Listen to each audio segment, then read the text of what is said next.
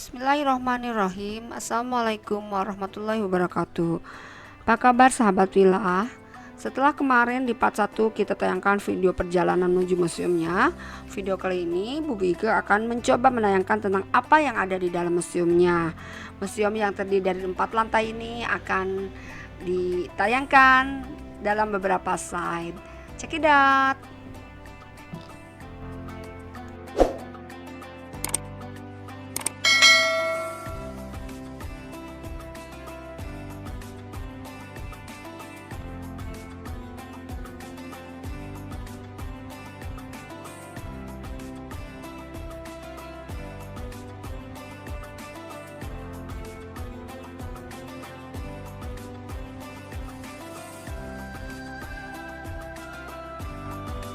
Nah, ini penampakan dari mesin jamnya yang berada di lantai teratas.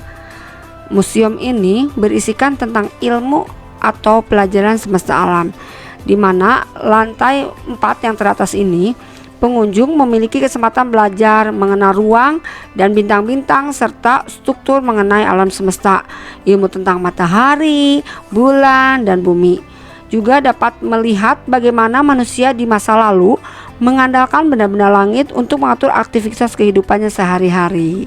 Silahkan disimak.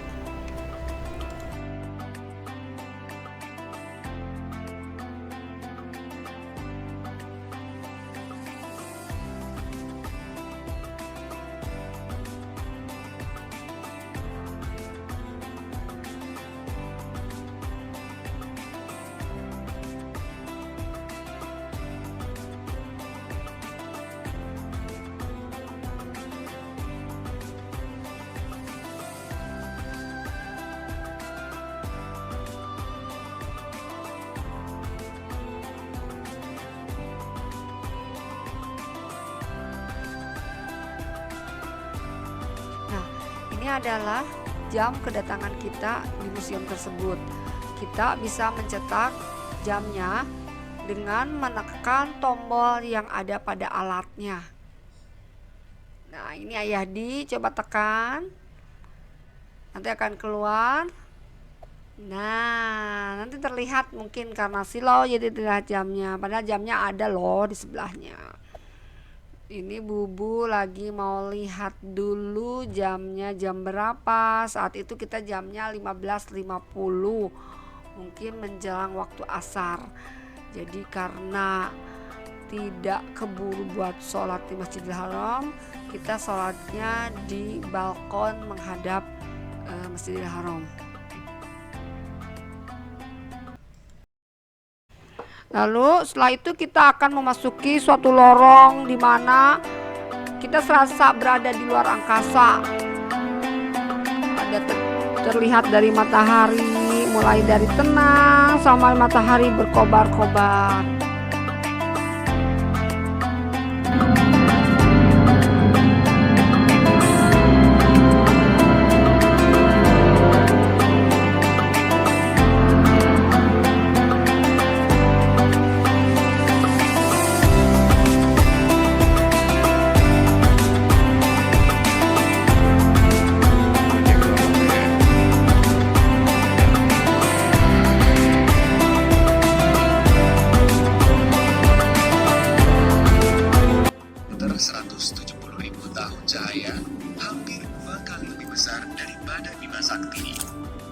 Mosaik yang disusun dari gambar-gambar yang diambil dengan teleskop ruang angkasa Hubble merupakan salah satu karya paling rinci dari sebuah galaksi. Gambar tersebut menunjukkan dengan jelas inti cerah serta lengan spiral yang ditarik memanjang yang memberikan galaksi tersebut namanya.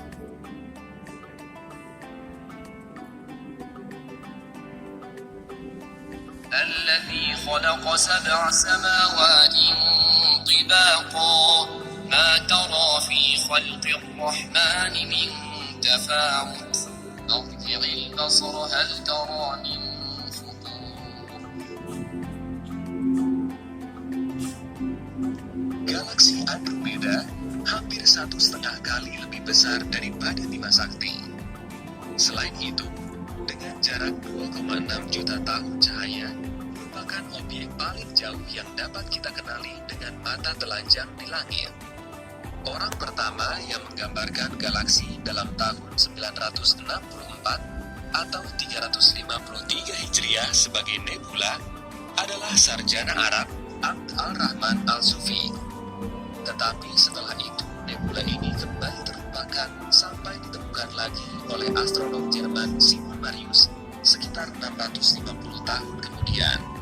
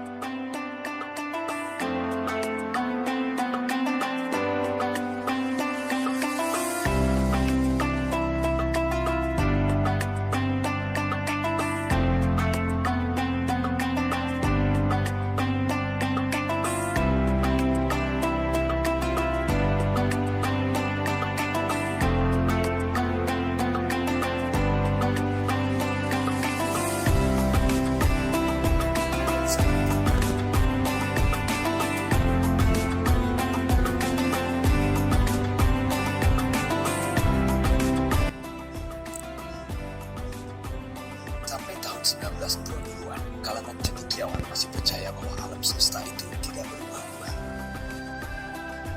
Sekitar tahun 1929, pendapat ini diperbaiki. Pada waktu itu, astronom Edwin Hubble membuat sebuah penemuan yang inovatif. Di Gunung Wilson di California, Hubble mengamati galaksi yang jauh dengan bantuan teleskop yang paling besar dan paling modern di dunia pada saat itu. Kesimpulan yang ditarik dari pengamatannya sangat mengejutkan. Segenap galaksi yang tidak berada langsung di sekitar Bima Sakti pergi menjauh dari Bima Sakti. Semakin besar jaraknya, semakin besar pula kecepatan mereka dalam bergerak menjauh.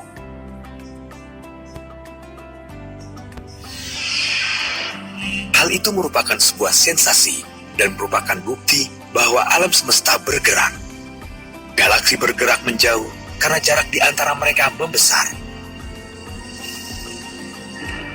Tetapi mengapa galaksi tidak terpecah belah oleh jarak yang semakin membesar? Jawabannya adalah karena daya gravitasi yang berlaku dalam galaksi mempertahankan bentuk galaksi. Apabila memperhatikan ekspansi alam semesta dari posisi kita di Bima Sakti, timbul kesan bahwa galaksi kita merupakan titik pusat alam semesta. Seandainya kita berkunjung ke sebuah galaksi lain dan memperhatikan ekspansi alam semesta dari sana, kita akan memperoleh kesan yang sama. Dari tempat itu pun, kita mendapat kesan seolah-olah semua bergerak menjauh dari kita. Tetapi apa yang akan terjadi apabila kita membiarkan waktu berjalan mundur? Segala benda akan bergerak ke arah satu sama lain, sampai benda-benda itu berbaur dengan kerapatan dan suhu yang tinggi luar biasa. Seperti inilah, menurut teori para astronom, keadaan alam semesta setelah letupan awal zaman purba, sekitar 13,7 miliar tahun yang lalu.